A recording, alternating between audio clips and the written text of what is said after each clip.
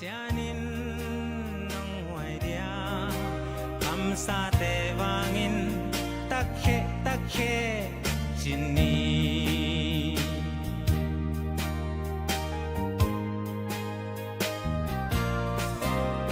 tulle zolai zum chile wai teo aksa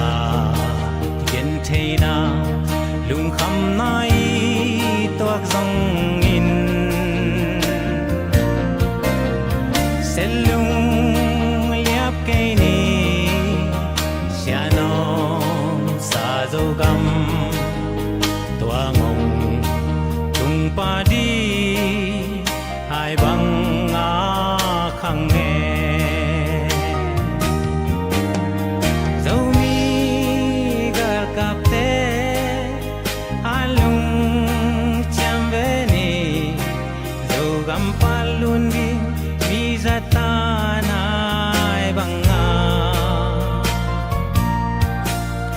selung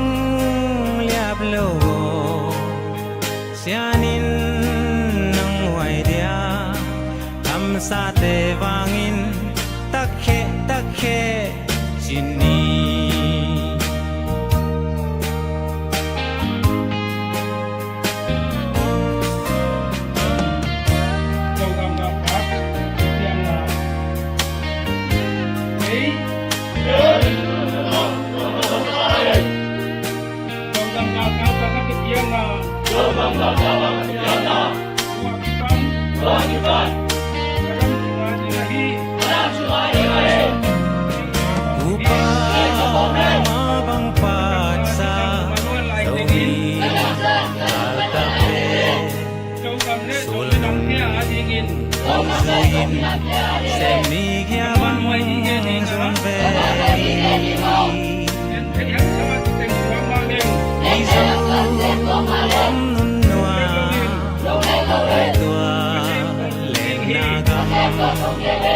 nun bang noa me sianin hong ke me dâu mi ga cặp te alung chang ve ni dâu gam palun mi zata nai bang selung liap lo sianin nong hoài dia kam sa te wangin takhe chini dâu mi gal kap te alung cham ve ni dâu gam palun di mi zata nai banga selung liap lo sianin nong hoài dia kam sa te wangin takhe chini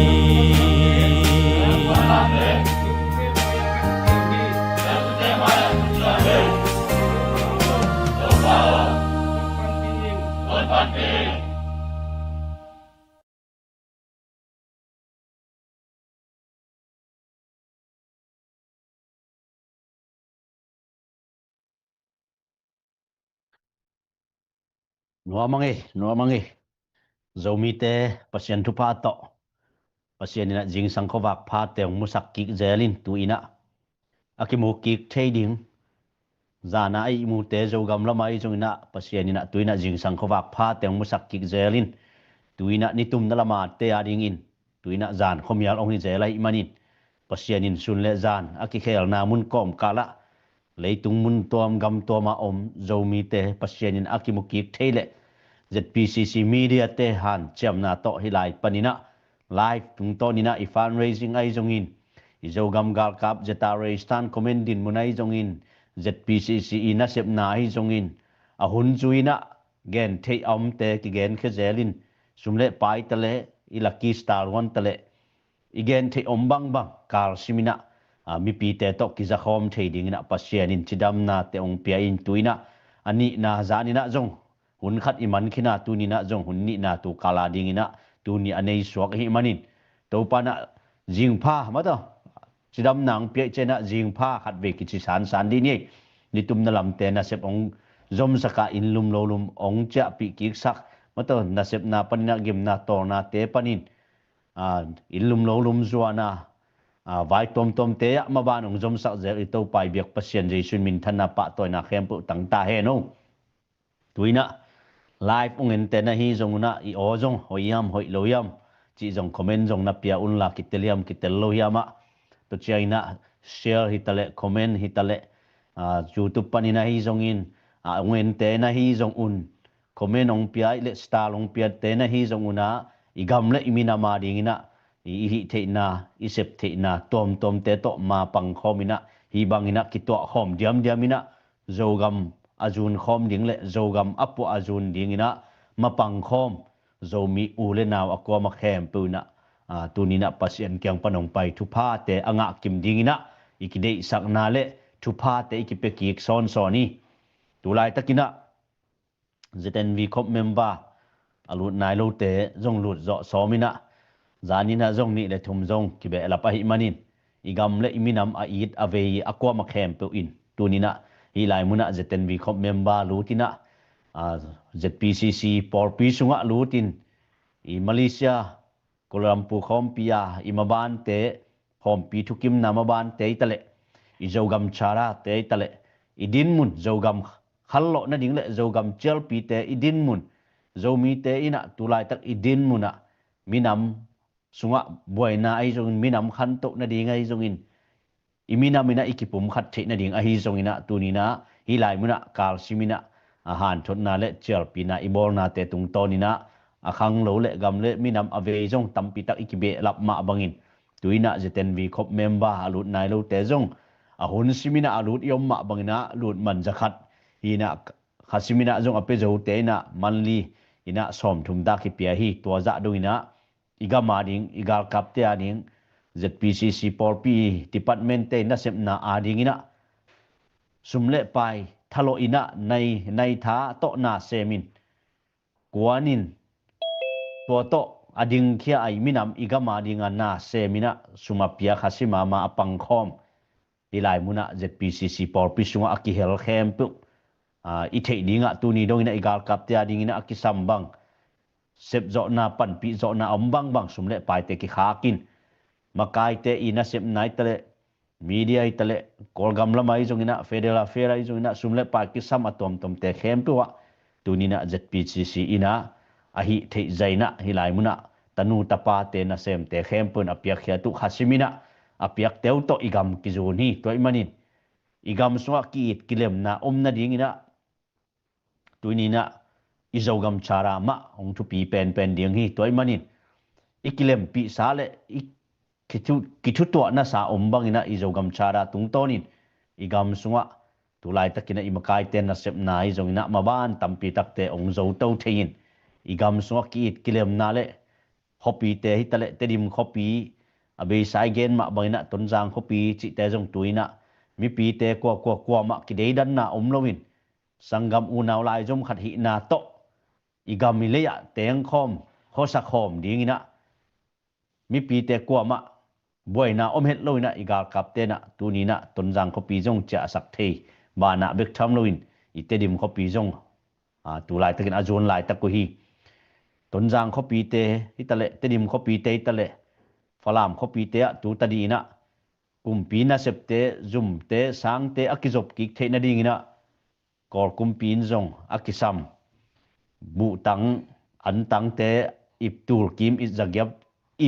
zagyat kim bang khak toina sathau lai bu hitale chi bang dongina sik tang chi dongina I khopi te akisam bangina imi amau na sem tuina tulai takina igamileya gen theyak sanna kom kala to bangina por khatte igam sunga hak sanna te panina tombang tang thei jodeu din muna omina tedim khopi bang tu tadina van zo khitale saivan hong hitale atom tom te kham tungam panina atom tom te ki kom su ki kom to na tampi tak onglem ahi manin na tampi tak mi piten phat tom lo chi tunina media tungton na izak na te ki hom so ni hang ton jang ko pi jong to bang ma ina tulai takina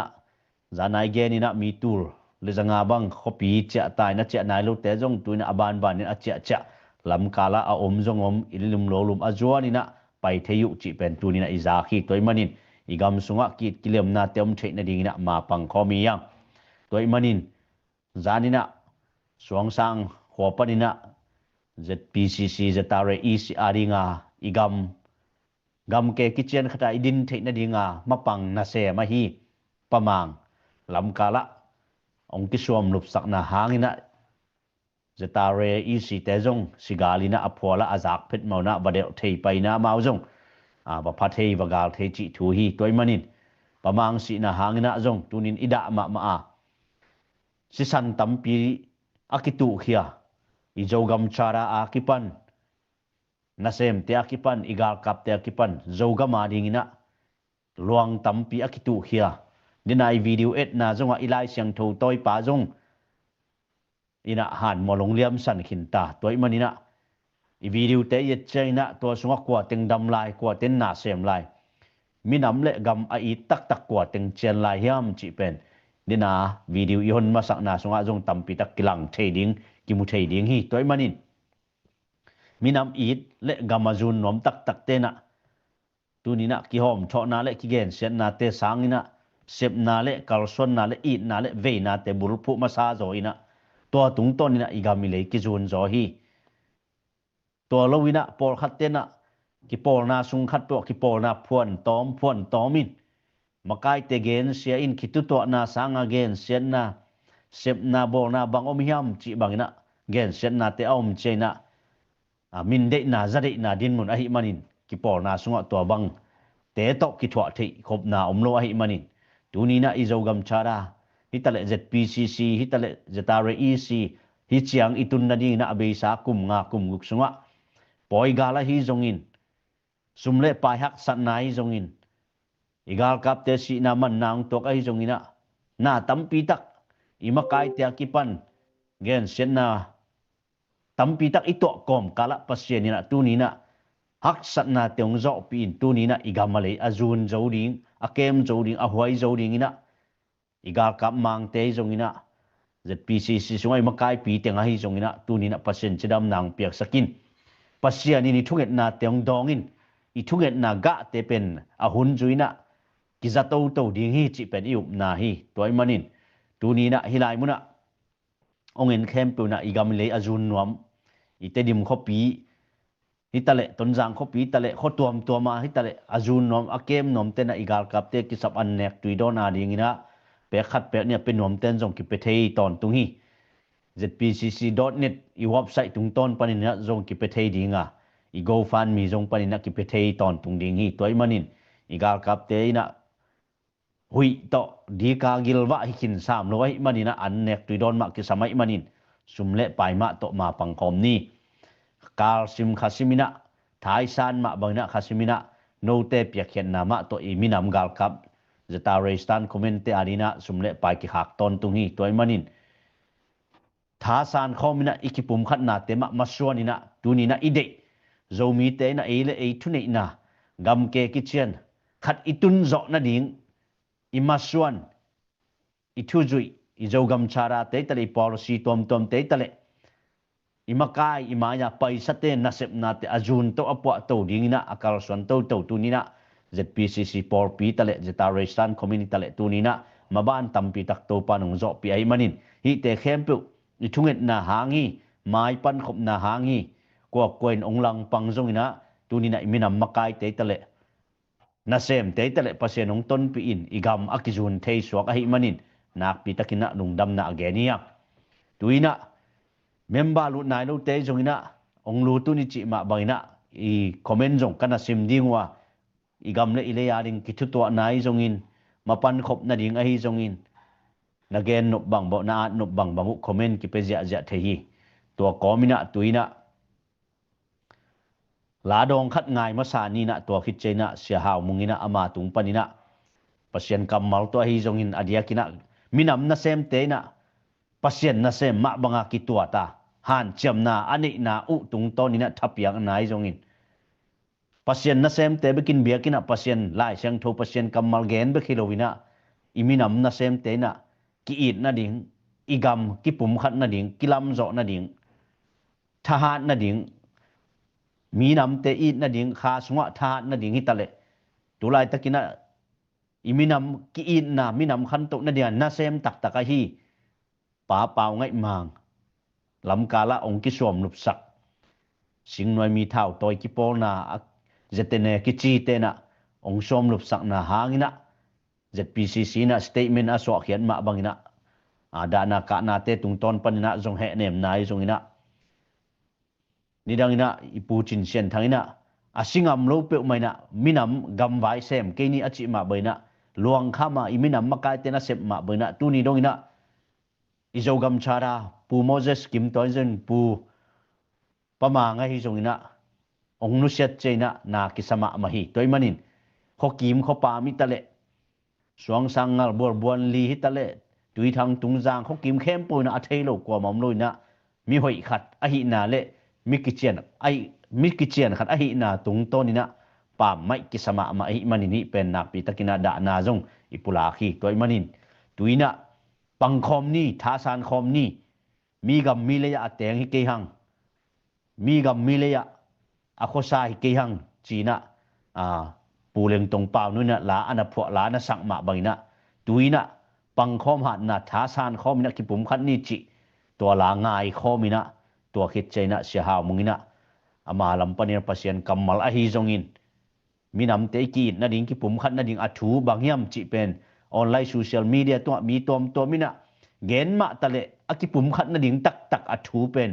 gen chen lo a hi manin tunina hi lai mun panina ikipum khat na ding tak tak pen Malaysia Conference International Compi thukim na te tung to na kipum khat thei di hiang chi pen tunin akyan thoniang izogam chara te akipan hi imakai te gam tom tom pana kito khom te hong bol khiat izogam ading ikalson pi thu te khem pu tunga ki pum khat le hang abei sa te ma bangina ki he so na sisan luan na ki mu khel na te ong bei pa ding hi chi pen tu ni na iup na le I thunget na hi tuina ong nu se sa puleng tong pau noina mi gam mi le ya teng hi ke hang pang khom ni chi to la ama I phwa ma ta I nga khat ve hi panina ngai khom ni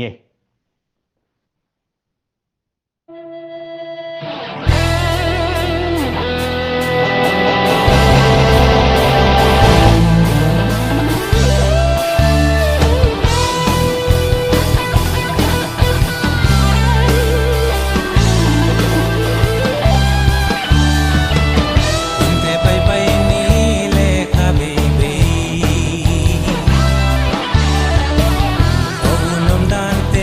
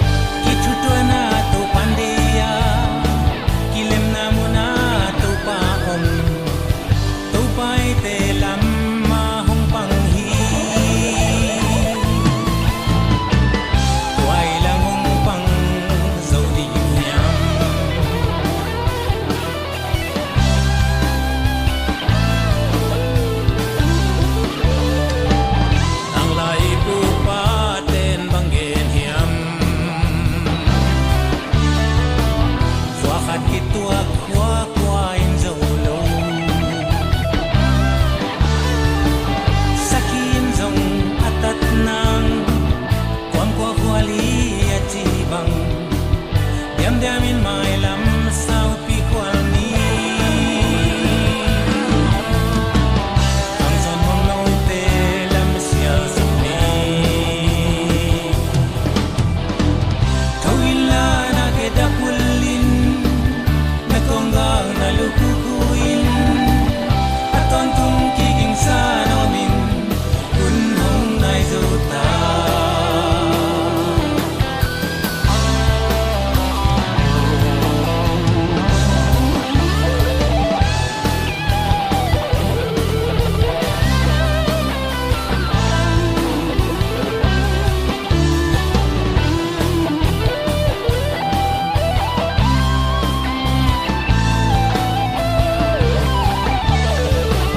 Kanyang tenuntak na lungay le Muli gam lele na ityaduwa Pasa tenzong buneya Kamsa tenzong kwanehi Ama munchiata swak tatakin Kit kilemin nung tauhi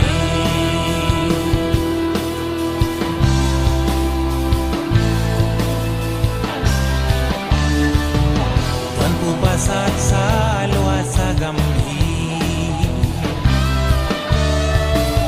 Mi gamile ya teng kahike Kamun kagam kaleyahi Kami kasate hinna Iding kem ding ching ding humiti In kamo puak lian galahi Makai bayom te zatakin Kalekhat sol na kimangni Seding nek ding aum te zong Sem kom ne kom ni Tawila na kedapulin Na konggang na lukukuin Aton tung kiying sa nomin Kunhong nai zauta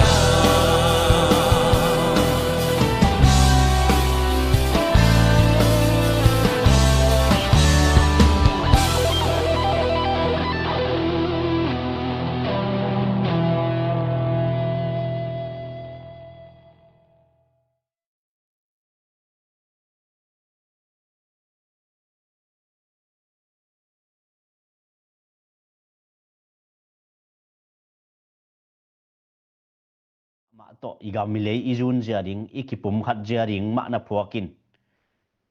asem khom abol khom te I na le gamle mina ma dingina mi gam mile ateng hiloina akipum khat te I na la na phuak ngia tin na sangia thi toy manin mi gam mile ateng hiloina asem khom abol khom ane khom adon khom zomi te I manin akem azun ning apwa dingina tunina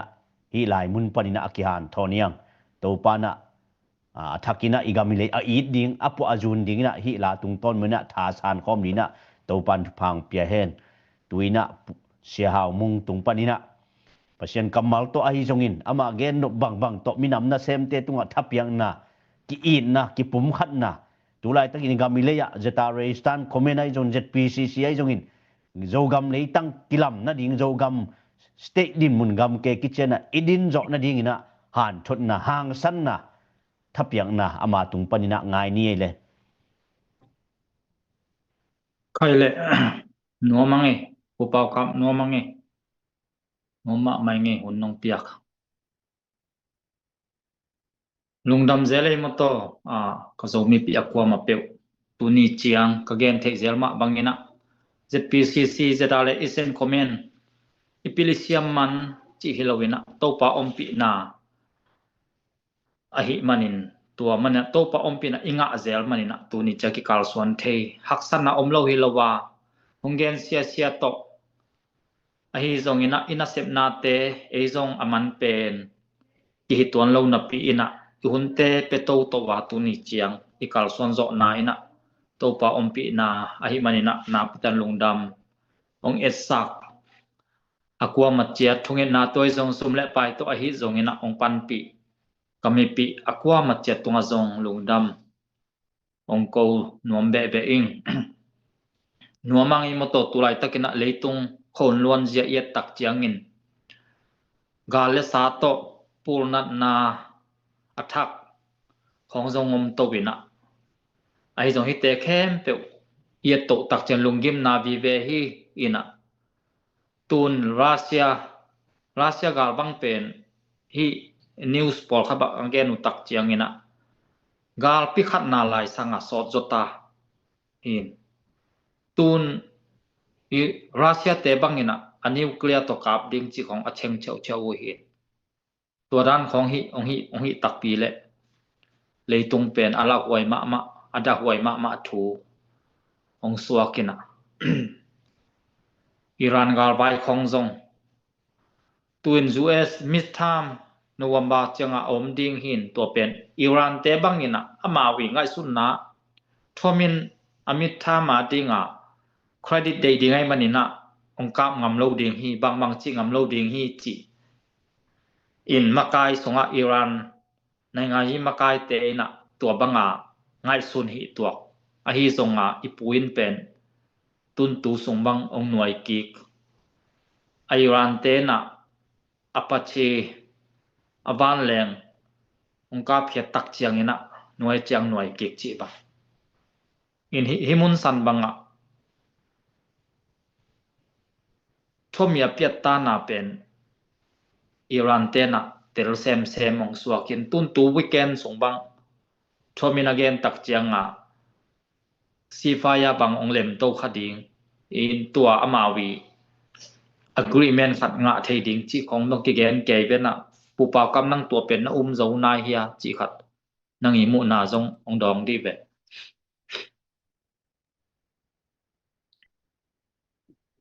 thei tu lai tak ke bangin bel ngai sun thei lian khang mo ke mi mal mu na bel lom te amau le mau tu ta di na ki muang ma lai zel hia ma akimo nu te la ki lem ding lam ut lo ai jong USA bang na akap ki ku che na la ki lem ding lam bang ong nga zel chi bang mate ina mau i gam sunga tu lai takina hak sat na bel tung ma le kilom mo in nam gim tui ha ngai jong ina lam kala itale tui pi tungai te lam pi te ki khak chipina to te tung ton man jong mi pi gam sung gen the na bel lian ma le kilom news te imu chena chi bangina ken ong gen the nge Israel te bang in tun tulai tak Lebanon na Hezbollah te nuai chian nuai Gaza pen but levai swakin tun Lebanon nuai chian nuai hi mok chileng hi mun san bang Gaza bang ma ina ong swakin na omi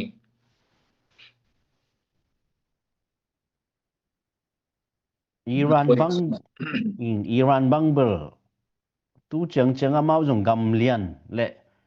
thao vi thao tanga jong ki muang mo lo chi ni ina ai jong ina a hi zo tan khat bilamau jong pang ke kai le kilom mo ina Gaza khong chi bilama Iran te i pana patta ma khat suakin Iran khong ma thahat chamau jong Gaza khong hebula khong thahat hi na Iran ma belong thak yam level a jen jenina agam khong belong beiding a be ai ke jong na aga kap thai ke le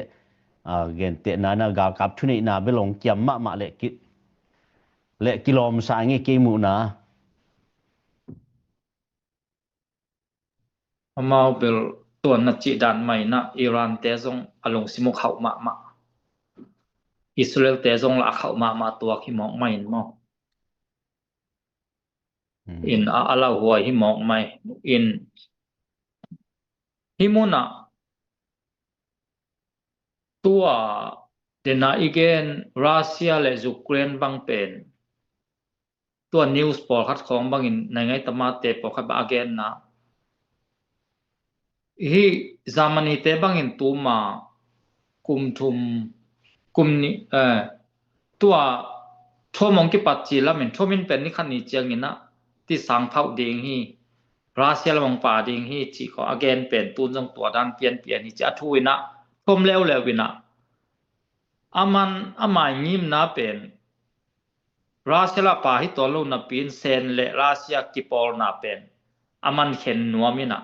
khen le pen asen telam thanem to amawi de takizom na ong thakiam le pen aman awut chi khat to hi na hi bangin a huam pi na tel ke leng bel Russia la pa to ki bang ong suak tun tua mana Russia to kipol no mana tu naman ni tu te hi Europe gama agal kapte bang so ding bang gel ke chilang himun san bang ni tu lam te jong lam mo sak ai zo amai idea khat jong la na hoi ma ve ve chi dan khat nang tua mun ma nang koi bang nang ai suna thomi amai a policy zu zia ma to hi lian bang a bel ke bang bel a lom te gam lian pp te ong i kimol zia chini na ama wi kimol zia yet chengina ngim na Russia tale China tale USA itale de na tom a om tek to kom kala tu tadi Ukraine le Russia bang jong khol lo ki kap mat Russian la kap zel Ukraine la kap zel to kom kala a sen te to la USA ki hel zel chi bangina hi ki kal tinga ni tu to bang jong ki akilem lo bang khatina la ongom ke zel la kilem zel chi bangi ni sung tinga thama bel jong ama i policy bel bang chigen ding ya por khaten ama mo gam ta thi jong chi zel sam a por khaten la a thei lua hi chi zel sam na tu chang bel gen hak pian mo ke mi manina bel tua chi lian bel gen thei lian kengina i jong na anasep da nu bel az alung lu thuai ma khari chi bel ke mu na hi hak sa ve ve khata bel ahida namau asim thama mati mata chiding mo akki wat u hanga si poi pe ki zoplo phamo zel chi bang mo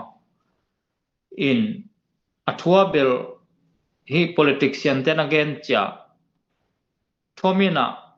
amawi super power pen asente si phoyong ha loma mai chianga atua pen hi asente di takang nuai nuam loma mai cha to teng to amang ki pat panadi takong hi to mang tak chianga tua wa akon tax tariff vai khonga ong thi to mang tua mana zong adiakin US zomi te bangin ahuam pi na 90% bangin thomong ka le sipoy ngoi dingina stock zong ka to mang dia imani na chi pen akip pangkin khian a hi zonga yu mo bang lian hi lowin dik taka amawi super power ong pataw tua kuna azuasina atuang pataw tak chedik taka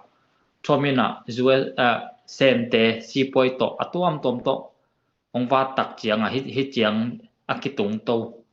ong suak ma ina in tel pak keleng bel amai thomi kimol dan tel pak keleng bel jong akitel khial ma ding ima khat hi samang to ki chiang a hi zong ina keibang bel ama I pasien thu a ha le ha lo pen be takanda chinina hi apasien thu lama pen de taka ong kal swan na le hi wai hau khong a zong de taka thunget na khong ong hi to tang na te hangin bel kebang ama pen pai to ma ve ding hi chi khat kebang to bangin moi in to le nang to Taiwan vai bang ni le thomin bel ke khu sunga senten hi ngam ke wak chi vena achi na kha belom vena senten jong la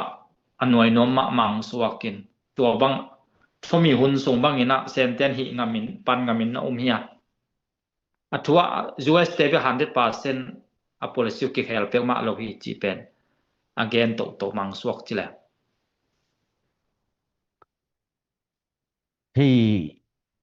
Taiwan jong bel alung lu thuai khat hi mai mo to na gen chena sen tela or som lo ina US sen la Taiwan ai thei lai ting bel pan pi ve ting bel kin mo ing ina ai zo na Taiwan zo mau tum tak khat mai na zong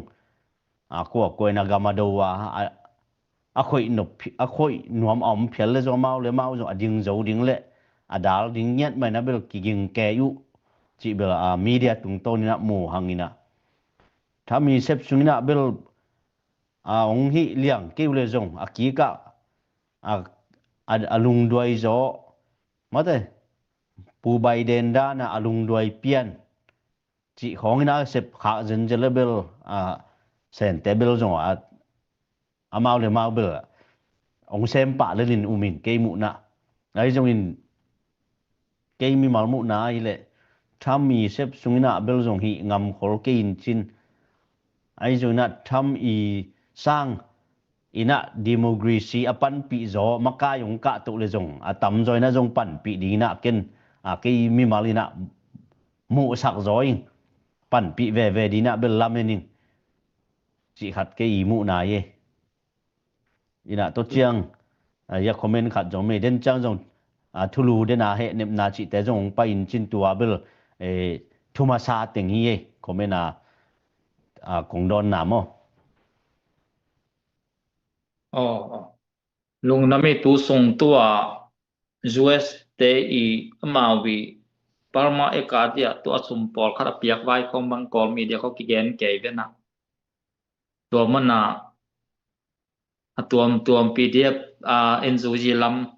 thapia pol khat bang in zong ahoi ding khong gen ke vena nang na koi chi mua tu lai tak bel e de le de lo thu khathina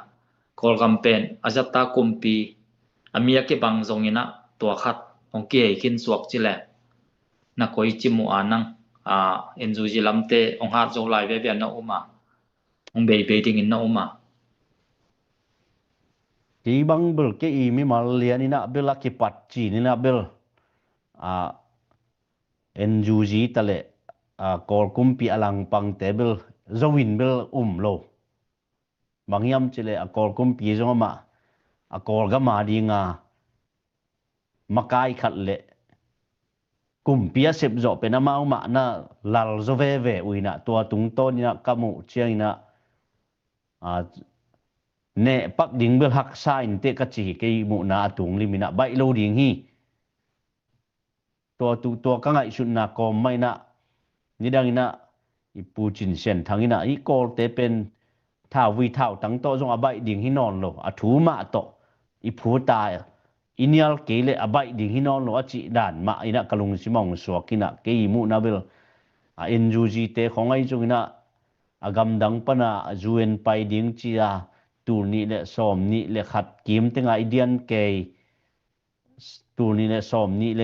ni le thum te nga in le lo te hal tum som mi sa kwa chi jong ki in na jong om non lo ki phial kap lung kim lo nam le ki that ngam sina ki dian lai takina bel jong zo tuan keng bangyam chi le kor kum pi penama amao ding na bang chi le gam dang to jong ki jop na mau pen thu tam pia na khin ve na zo pak ding bel bai ken chin ai zo ke jong ina iswa ta na ding tak pen thao vi thao tang to ki pat khit te aswa ta na pen ong je kai di nai zo asunga thu ala pen bel ong boy hoi ma ichi tua din mun dan mai na ken kor kumpi ma ina ong makai zo ve ven te chi tu din mun ke mi mal mu na tua dan in lap hoding e nung damele in I news khonga imu ma bangina kol table ma ki hei meng su chi ma zong NLD tua pu chin san nang te ZNC hun la ya som gel le gia som kwa ko akithwa to hinapin asu chi ma makaya som le thum kum che phe ju ka poi ong lut ina mau ti sang phak ma sa tua ma banga tun tu lai takin zong amao along simu pen koilama lem zo chi ahi koi ahi na to ki zuina imu sama banga bu naga te khom mau za mau len wan jiao I kol kama PDF akhau pai pol khat makai te ho len ong wan ke na pin zo gam khonga tun thau toy ki pol na thak khong bang zong ngom to ke mok ben nang hi te pol na koi chi mu ma amawi gim na pen koi chi chiang hin no ma tu ta dinabil ke bangin bel ka hak sabil hak sama main china mau lam din mun za ko thau toy zongina ai zongin tu ta di I zo gam lam hitale chin state sung banga I agal kap tema than talang ko pi khong ma lut zo khin ba na akhal kha khong ma zong bang ma chilo e chin state ading ina igam akihel na ding din muna khal kha bang zum le chin state ading I capital mata I copy ahi ba na e a kho neu in zagiat in tur kim te mun a ila khang ina a in tur thuma in tur ngam na khal kha copy chi bangai jungna a kor pi panan ina in su le ha copy dang te bang ma chilo in ai jong khota le copy neu chi ni in zagiat in tur kim in tur val deu kim te siat hang ina ki khel loin bel khol keng ke mi malin a chin state ma I copy khal kha bang jong bit ma mai chene gal kap te la kiching van lena kiching gal kap te jona sep teu atom toma azum teu jom ki the copy jong than talanga kipan amen dat akipan alut ki hitai na news khong imu chena tu tadina bel gal kap ma ong lal pen phot swak ve mo mai ina lamdang kasak mama tu nei mi sung khong banga zong athau toy ki pol na khong athak bang ke a hi zonga hi bang chiangin eimu na pen zeta le isen comment ZPCC bang thanem tom ke dia kilamen na pin tun sapota khong khana cha khang ina pol atam zo bangina hi pol khatin makai ut mana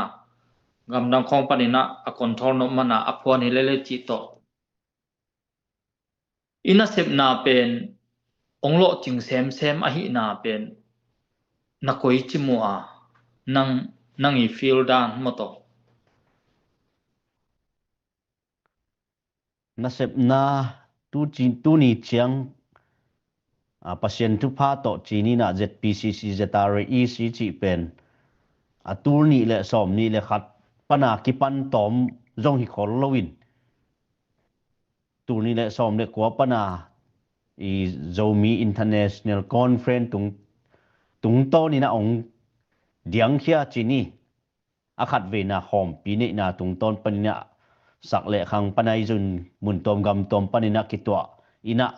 igam le jun khom ding po khom dinga khom pi khat ve na tung tang pana ong piang khia thukim na te jong ina izogam chara ma jongin ZPCC na to khom pi Malaysia kel khom pi thukim na te ma sik sanina athu te ma thu pi aso the na dinga thu tak thu man ma to ipai tan na pen pasien de na jong hi chi ke mi malmu na hi lo chin nai le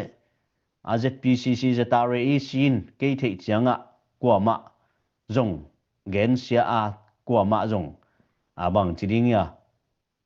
lang pan chi jong om tol loina amai policy le amai jogam chara tung ton ina jogama ding na sem hilelin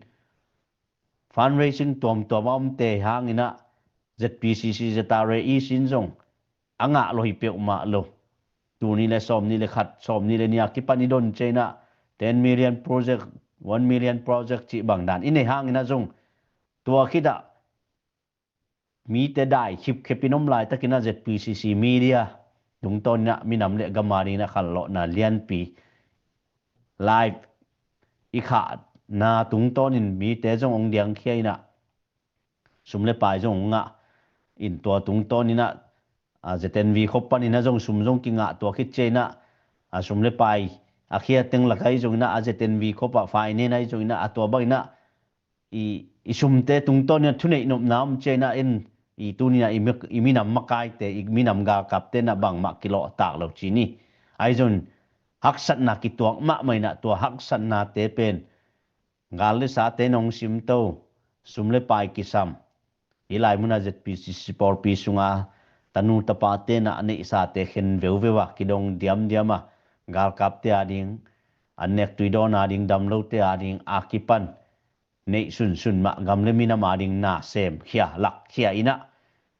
alei tanga agam ta na sem te ari na iken khian na te tung to ni na pasian ni na nalian pia sep nop cheng ina aneu pan ong kisin sakhi chi pen ken ke mi malmu na hi ina ikimi pa ma ong nok om zong ina gamle mina ma ding na athuman thu tak ma to na ding ana kalson na ina gorzo na lampi ong tun zo hi toy manin ke mi malmu na hi changlo chin na le hi chang mi te ina mate izo mi mu me dai ke izo mi te adi ngai kalson ja tun zo akithei a thei san san mi ki be lap toy manin a thei lo jong tampi tak mom lai ding a thei te na athua la ong thei to to ite dim khopi te akipan i tonjang khopi te akipan igami le i dan pen kem bit ding huai ding it ding po ding zun ding hi na se sak ding le vui sak ding hi lo zoi na e a pen po ding zun ding be lap ding hi in e policy kalson ja to igam i le swa ta na ding thu le la to ma ki pangin to tung to ni ma pan na por khaten tel siam lo ai ki le por khaten na de lo moi ki le hom tho mo chi to lang pan na tampi aum hangina ipai bangina na paina itup na tema makai te tup na som na tema tang tun na ding na lung kilo na ikal son chaina pasien ina mi pi te tha thanga na ding din munong tun hi chi pen kin ke mi malina kamu na again ong gen no mi zo nge Kitiane pu pa kap ke jong tua bang ma ina moi nge in again sama bangin te dim bang pen te dim la dinga ong hi ke yu is zetalesen comment azani zathum ki ma na leng phei in alang tang set mo se khat khong bekin uniform sil dang ting amun tom panadi taka ana not pheu tak chianga in amau ahu ding cb te bang zani bangkuan chin to te khoyak kile ki chi bang hi te khem pe pen ei maka isiam na chi jong hi tuan ke ina pasian ma main ong zak na zo mi te ding na tu ni chiang ke bang zong jeta lesen comment pcc ka support na tu ni chiang zo mi te sunga kampau okai kilam dang chi khoma ke bang tu ni chiang ka gen siat na khat be yong om nai lo in ei campaign kul lo teng pen ki pum khat a so gam ka kap te generation comment a phung bu ina ivekin himun sana akem bit zoding pasian thuba piak hi ngia thi chi igen gen hi na tu ni chiang topa ompi na ka ge zel ma topa ompi na kinga tun lam ka en pak leng sia pau te khong bang tu na be sa tu ma kum ni kum thum la alang pang ma makai amau song ma makai atua ma pa ina di taka lang pangin tun zan dia ka atua te ma ina asia pau tunga bang chi dia thum chi khong thu izak tak chiang ina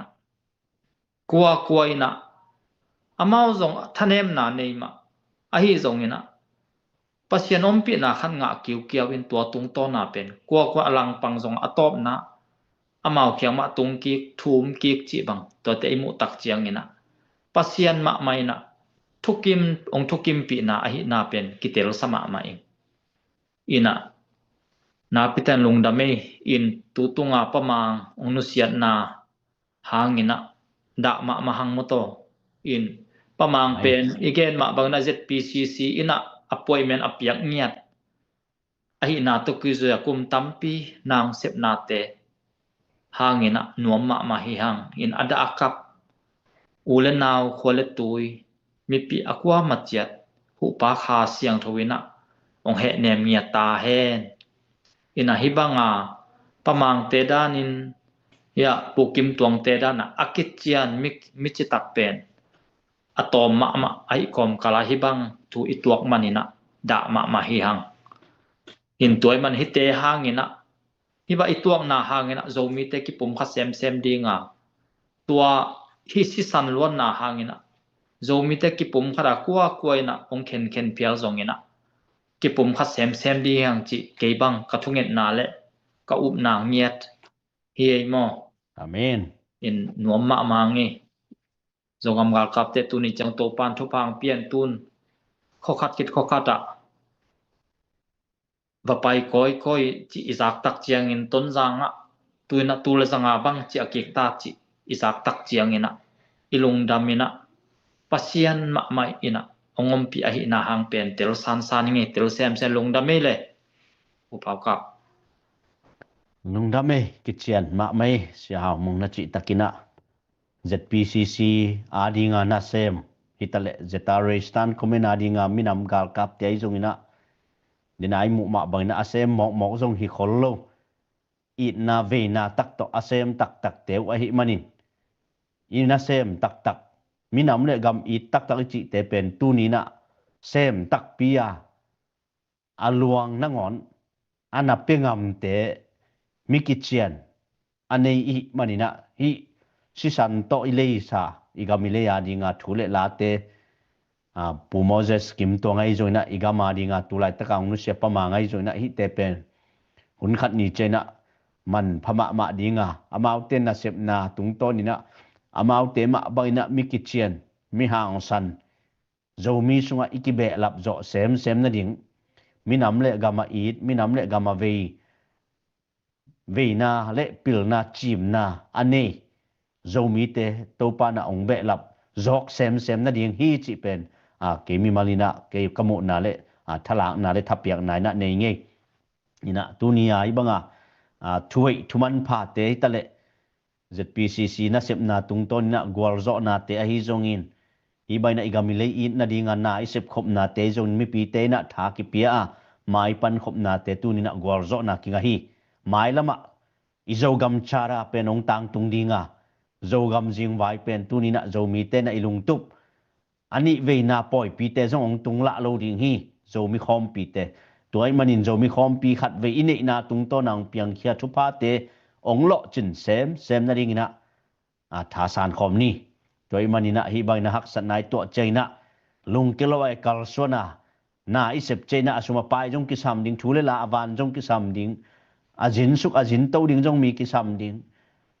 thule la thailo la ive hang na ki tung lo ding azum lam to ai jong ina athunei te to ai jona ki job na gui ine ki de jong na khat pu piang lo ding ai manin tu ni na hi ZPCC por pisunga na sem khem pu hitale tanu tapa te tale to paniom na chera thphang pedinga mi pi te ai jong ina sumle pai to mapang te share hitale comment hitale star hitale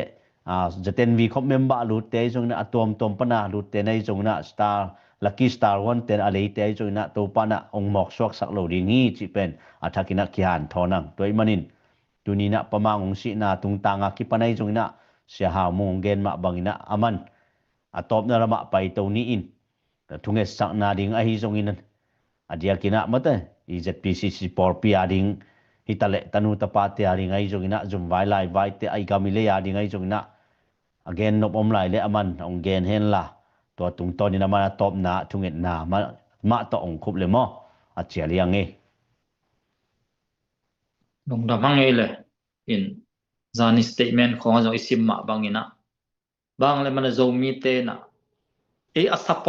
support ta te apan pi te tu nang ki sam sama mai in tu lai taka tuam thau toy tuam khong i support na te a support tak pi ma hiam chi pen support ta te na ngai su thuai sama mai tua in zo mi te ki pum khat na ding hi lawa si poi khong to ki pol na aphon chi khong atuam hi te hoi tak ena support ta te hoi tak ngai su thuai sai in igen zel ma bangina ka gen the ma bangin hi ba ituak tak chiang ina khasia hang na sa hang ZPCC min to zetar esen comment min to na sa hang ikitui luang ahi zon apiang sa piang khin ahi manina kilaki thei non lowa mai lamuna hi ba pian non lok na ding ina mi pi mi mal akwa machet tunga jong tawan om hi i support na te hoi takina ngai sunin ipilwang ma ding tua kisam sai nge thungen na ne le moto Hallelujah to pa lung da mong to pa tu ni chiang ko ipil na siam na hang hi ke to pa ZPC ZAle isen comment to pa tu ni chan nong phung vu man to pa na mission kong pa tu hi o to pa zo mi te I nei sa le tang to pa au akem dingin nap nong piak to pa o to pa ZAle isen comment to pa tu ni chiang nang mai na to pa kitang sam na sum le pa hi zo nek le don ding to pa chidam ludam na te to pa nong piak man na mission kong pa tu hi Hallelujah to pa mail ma to pa ma chidam sem semin tha khawina to pa ok to pa kagim na dong to pa zomi te le tang khem pe control so bin tua sunga to pa ko te man thune ya ko le ko kiu na pi ne donga gam khat donga to pa zomi te kadin dong to pa lung ke halloween mi mal khat chena hang santan kakal sonjo na ding na topa nang ma ompi na ke sam hiung topa bek tham tulai takin hibangin na kakal son la ton ze na te katuak to towa pamang nu sian na hang na topa da ina kapin ko mo hi topa upa kha siang thowa topa ko ada akap me mal khachiat I khitui te topa naman ongnul sang nya ta in hibangin na topa si san luan na hang na zomi te sak kipum khan na hung sak zong nya ta in khan to na no to pang hi sak zong nia ta in hallelujah to palung damung ito patu ni chiang haksan na omlo hilo to pa haksan na pan to pa no ompi ma bangin malam do ta na kalson na te to pa nang mahu na te to pa tel sem sema kipum kha sem semin ka khan to sem sem zo na ding to pa alam dangina thu phang pian chin si na panang thoki na zel ko me zai sum na thu kong bang len to pa kapasiano amen Amen. Amen. Zomi te zo gam jing pha sun pha chi ni ina ni tum na lam ni tak pha jan pha mo to pa na mai ka long ki musak zel hel layum na cheta igami mi na mari na tha san khom ni chi ki vai kha hang ei to pa thu pha